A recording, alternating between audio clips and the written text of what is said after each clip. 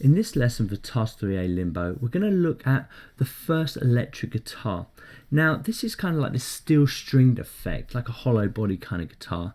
It's a really nice guitar, it's got a really nice sound to it. And after adding this, I'm finding that my piece now is really starting to develop, and I'm getting to a point where I'm getting quite happy with it. In the past few lessons, I've kind of felt that it's sounded a bit empty, that it doesn't have much life to it. And that will obviously come during the mixing stages, but it's nice when it starts to come together and you start to feel, actually, this is starting to kind of take shape now. So here it is on the score.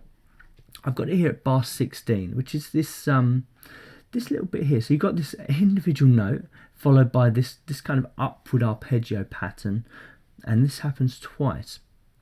And then it also happens a bit later at bar 45, which is almost identical.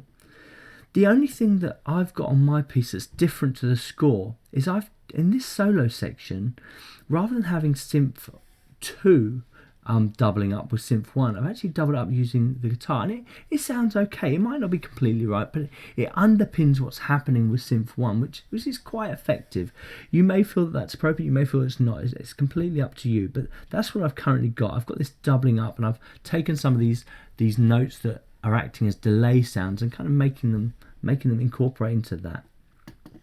So let's just look at this first pattern. So here it is here. If I scroll it near the piano roll, you'll see that we're in this kind of F sharp 2 section, and we've got this really tight arpeggiated, upward arpeggiated sound. Let me just play that, so I'll just solo so you can hear it.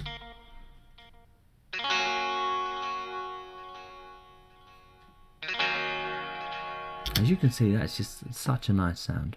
And let's just play their version so you can hear what they've got.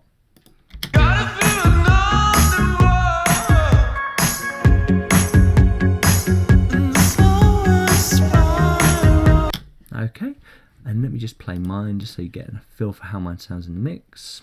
On that.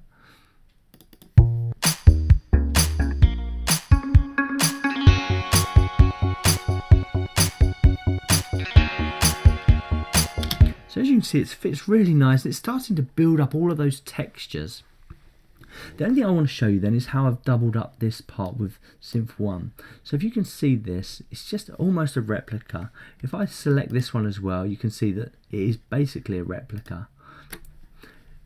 And let me just solo both of these parts so you can see how it underpins it.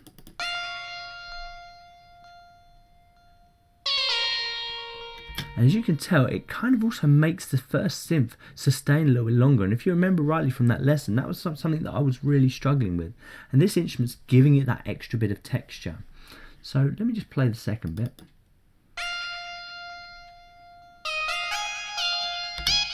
Let me just play it in my mix so you can hear it.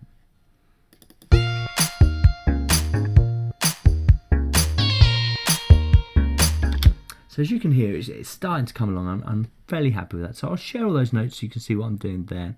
Let's just finally talk about the instrument that I'm using here. So we've got the EXS24. We've got this default patch with a warm electric guitar preset. We've got this high sustain sound, which is making it kind of carry on for a bit longer than we wanted it to. And I believe that's pretty much all that we've done here. We've got a little bit of drive, cut-offs all the way up, but no, that's pretty much all that's happening there. We've got this very kind of restricted bandwidth where we've got this peak here around the high mid section. We've got this pedal board which has got some nice deluxe kind of overdrive sound and a nice delay sound. And the pedal board's got some really nice extra options for effects actually if you haven't experimented with them yet. Bit of compression, I think that will come pre-built with the sound, and then we've got our standard stereo delay followed by a nice bit of reverb. It's coming straight down the middle, and that's pretty much all I have to say about that. So get those notes inputted, and I'll see you in the next lesson.